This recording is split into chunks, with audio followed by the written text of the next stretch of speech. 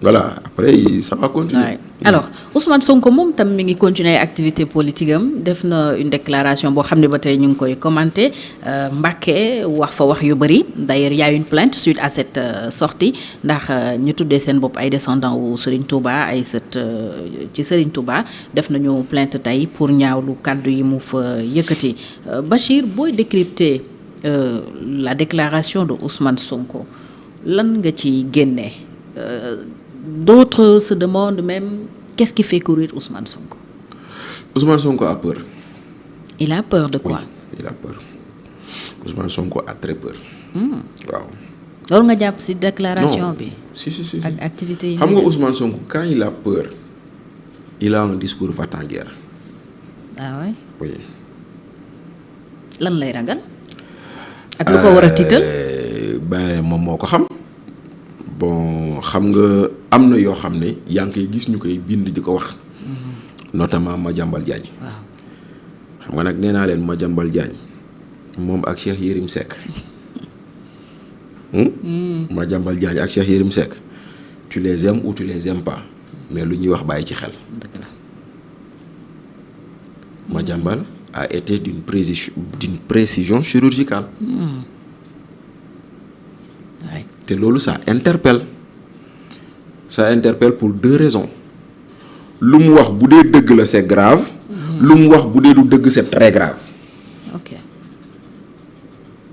parce que bu dee dëgg la nee nañu sunu premier ministre dañ ko doon ger ci dossier boo xam ne encaissé na si 6 milliards.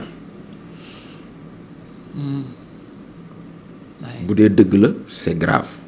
bu dee du dëgg c'est très grave parce que sosal na nit sosal boo xam ne dafa rëy torop ci affaire indien yi. ci affaire indien yi moo tax ma ne bu dee dëgg la c'est grave bu dee du dëgg c'est très grave te loolu moom mi ko wax j'espère qu'il a les preuves de ce qu'il avance muy benn mais sunu autorités yi war nañoo xool loolu parce que on ne peut pas accuser quelqu'un avec des faits aussi précis si loo xam ne ça ne suscite aucune interrogation. Ouais. Tout comme li mu wax ci action wu Sénégal yi ci Dubaï pour Dakar et ça. Mais bien entendu. Oui, des actions achetées à 38 milliards. Voilà mu ne jaayee nañ ko 18 milliards mooy maanaam ñàkk ci 20 milliards. Non d'abord xam nga action yi kañ la ko Sénégal jëndoon c'était sous Macky Sall. 2023.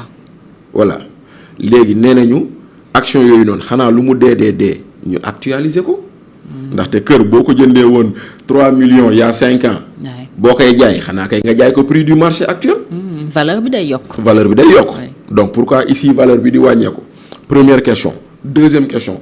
Pourquoi lu mel noonu nit mën ko def sans l'autorisation de son conseil d'administration. Ouais. Voilà. Et Madiambal nous dit qu'aujourd'hui l'IGE est en train de fouiller la gestion du port. Ouais. te ba mu ko waxee gisuñu Waly Diouf weddi gisuñu kenn weddi parce que joxe na ba joxe turu notaire bi. joxe turu société bi ko jënd. joxe turu société bu ko jënd kii ñu wax ni moom société boobu noonu jamono yu Amadou Toumani Touré nekkee woon président du Mali. ñu bëri nee nañ lu bëri lu ATT doon jëflante ci kooku la doon jaar. ok kon nag loolu bu amee lu rëyee noonu buñ ko waxee te ñu siy tudd Ousmane Sonko ñu siy tudd Waly Diouf Bodian ñoom war nañoo wax setal seen bopp. wala boog war nañoo jël mbir mi yóbbu ko ci yoon bu dee lu Madiambal lu ma dëgg mais qu'on ne nous dise pas oui c'est un fugitif dafa daw non. Ça c'est beneen ñetteel bi suñu procureur financier anamu. ana suñu OFNAC ils ont le pouvoir d'autosaisine. xanaa Madiambal on peut l'auditionner à distance.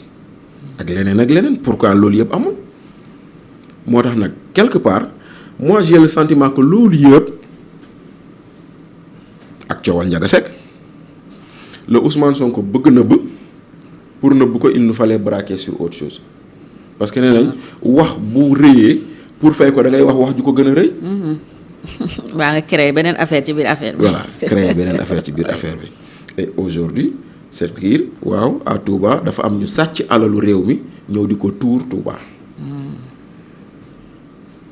kon nag wax jooju moom Ousmane Sonko ñëpp la ko wax.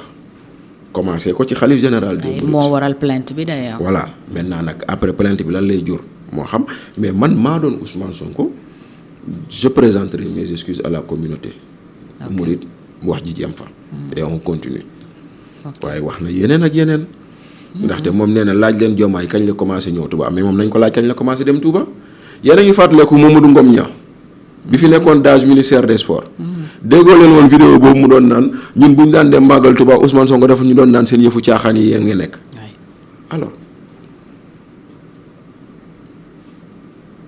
kon léegi moom nu mu tuddati Diomaye lu gën a xawma la nag lan mais c'est-à-dire menacé na fa itam Diomaye menacé même de faire tomber le gouvernement. ak yeneen ak yeneen mais non tu sais. dal ci kaw conseil constitutionnel bi mu nangu woon la décision dernièrement. loolu moo tax may la Ousmane Sonko aujourd'hui c'est quelqu'un qui a très peur.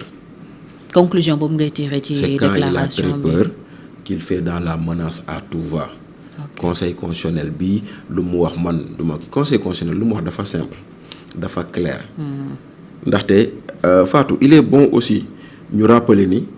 ñoom waa Pastef ak seen assemblée ñoo def lu leen warul ndaxte président de la république dafa woote daat ci waxtaan man mi dama bokk si ñu d'accordul ci waxtaan bi parce que man j'ai toujours dit que ce pays n'a pas un problème institutionnel ni politique ce pays a un problème économique man ça a toujours été mon discours. ay loolu moom ñëpp xam nañ ko. voilà moi j'ai toujours dit qu'il n'y a pas d'institution parfaite.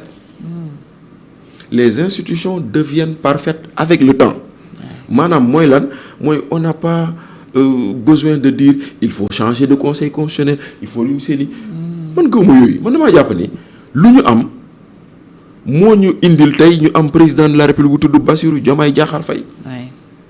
parce que conseil constitutionnel bii ñu bëgg a soppi bu taxawul woon élection du am. dëgg la Macky reporté woon na ko ba pare reporté woon na ko. seeni bii administration territoriale bii bañ leen di juum tuumal ni préfet yi Macky lañ doon rouler. et pourtant ça a permis à Pastef de gagner. alors on n'avait pas besoin de ça. et c'est avec ces mêmes institutions qu'on a eu ces alternances. exactement yi nga xam ne àdduna yëpp nawee nañu ko moo tax man j'ai pas vu l'utilité de faire une réforme institutionnelle. mais n'empêche c'était l'option du président ma nangul ko ñu def seeni waxtaan def seeni conclusion jël seen ay comité teg ko te comité yooyu Ousmane Sonko bokkoon na ci ndaxte déglu leen ba muy wax assemblée ne am na lu ñu bëggoon def pour premier ministre nee naa leen dindi leen ko. parce que dama Pastef était représenté. non Sonko était d'accord sur le projet qui avait été soumis au conseil constitutionnel pour avis. ok Sonko da cee d'accord parce que lu ñu waxtaanee boobu tënk ko loolu lañ jo président Diomaye jël yóbbu ko conseil constitutionnel. conseil constitutionnel def ci ay modifications def ko décision.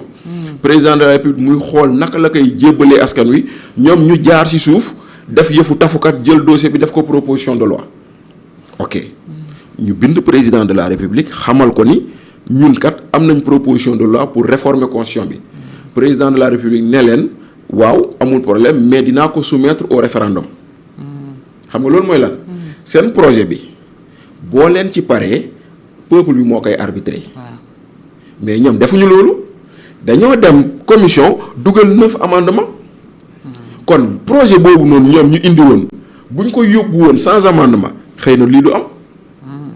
ok est-ce que tu vois ce que je veux dire. président indi ay amendement am ñu rejeté ko. président indi ay amendement am ñu rejeté ko ñoom ñu dugal 9 amendements président indi ay amendement ñu rejeté ko donc conséquence moo ñu indi lii mais déglu leen Ousmane Sonko foofu ba muy wax nee na vote bloqué nii conseil constitutionnel ne ko.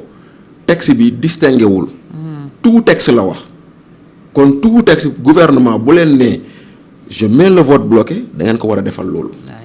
moom sañ-sañ la ci gouvernement. waaw mu ne moom du bokk assemblée boo xam ne xam nga moo tax. ma ne la du président séance buy am vote bloqué. waaw mais n'empêche que y a 8 autres vice-présidents. ouais. il n'est pas le seul vice-président non. kon il y a d'autres qui peuvent présider une séance donc loolu du problème moom bu ko présider wul c'est pas un problème mais terewul vote bloqué mënuñu tere gouvernement def ko. léegi nag na lu may wax rek lu ci ñaaw te lu may ñaawlu toujours mooy tey jii président Diomaye président Ousmane Sonko président assemblée nationale président de Pastef seen xeex du coonoy askan wi. seen xeex mooy kuy bokk ak ku dul bokk 2029 loolu moo leen boole ndaxte la preuve moom mii taxaw naan nekk naa premier ministre aw ma woon jot gis naa benn waa ci Facebook tudd Idrissa Fall Cissé recensé plus de 20 interventions politiques yoo xam ne moom si ñaari at yi mu nekk premier ministre def na ko nee na moom amul woon jot kon bu amoon jot nan lay demee loolu lay benn ñaar nee na dëkk bi dara doxul mais moom bañ ko wàccee ci premier ministre ak léegi motagul ñaari weer kon bu dëkk bi doxul c'était sa responsabilité il admet que moom ñaari at liggéeyul parce que président moo ko fal bàyyee ko orientation mu jëmmal moom bëgg-bëgg mais 2 ans defu ci dara donc en disant que Diomaye tallu leen xawma et cetera wane na ni moom ak Diomaye dañoo lajj si ñaari at yi parce que en critiquant que ñaari at yi amu fi moom il critique son propre bilan. waaye ñoom ñaara bokk bilan bi. non il critique son propre bilan parce que c'était lui le premier ministre bu dee ñaari at yi dara doxu fi. il reconnaît que ñaari at yi moom liggéeyul dara. ok kon moo tax nag damay jàpp ni le discours qu'il a tenu ak yooyu noonu voilà c'est un discours à ne rien comprendre mais c'est simplement guidé par l'instinct de survie. Ousmane Sonko aujourd'hui c'est un homme qui a peur simplement. bokkam daf ko tiital. ah oui non xam nga lépp c'est pas réglé. bon am na ñu ko wax am na ñu ko waxul mais lu wóor ba wóor moo di ne conseil constitutionnel mooy paaka boo xam ne kenn du ko jiitu ci mbar. xamoo fan la jëm. xamoo fan la jëm. ak aussi révision procès bi Cour suprême. révision procès bi je pense que teg nañ ko ci suuf yooyu Yacine Fall moo doon jéem a xëbal nit ñi rek. parce que yooyu moom ay yëfu caaxaan la. parce que y a aucun élément nouveau qui permettrait aujourd'hui de réviser ce procès aucun élément nouveau amul parce que procès boobu bu leen fàtte ni c'est un procès en diffamation diffamation alors que le procès en diffamation dafa simple bu ma toogee tuumal Fatou Thiam loo xam ne jàpp na ni du dëgg du yoon Fatou Thiam bu ma defee citation directe yoon daf ma may fukki fan pour me produire sama preuve pas plus. Pas plus fukki fan yooyu bu jàllee quelle que soit la preuve que tu amènes cette preuve n'est pas recevable moo tax nit dina am preuve ci lu muy wax mais produire ko à temps et il est condamné. kon loolu c'est clos. Il y a aucun élément nouveau foofu. kon nag tey jii nii y avait pas possibilité de réviser ce procès-là en aucun cas. C'est pas parce que nee nañ jàpp nañ ay Pape Malick Ndour. wala génnee nañ rapport bi wala génne nañ rapport bi. voilà te rapport moom lu mu waxoon dafa simple Mame Mbaye Niang dafa luubal la waxoon est-ce que rapport bi daa bind ni Mame Mbaye Niang luubal la parce que il faut dire les mots clairement. rapport bi bu nee am na ay irrégularités rapport bu nee lii d'accord mais est-ce que moom lu mu waxoon loolu la rapport bi wax parce que dafa ne Mame Mbaye Niang dafa luubal est-ce que loolu la rapport bi bind. bu rapport bindee loolu ñu ne waaw wax na dëgg bu rapport bindul loolu waaw mais d'accord mais moom lu mu waxoon mu ngi fi teg donc il y avait aucune raison de réviser ce procès et je pense que voilà on est passé à autre chose. alors yaakaar nga Ousmane Sonko yegg ci motion de censure yi muy wax. xam nga nag fu mu toll nii ci ay xuuxalaate la nekk. et lan moo nar a nekk aussi conséquences yi ban. non la motion de censure c'est une chose. C'est une arme donnée au Parlement contre le gouvernement. Maintenant, selon aujourd'hui la Constitution, motion de censure, benn yoon nga koy utiliser par session. Benn yoon par session. Bu ko neexee mu introduire une motion de censure. OK. Bu ko defee Premier ministre day dem assemblée expliquer lu tax moom gouvernement am warul daanu. Député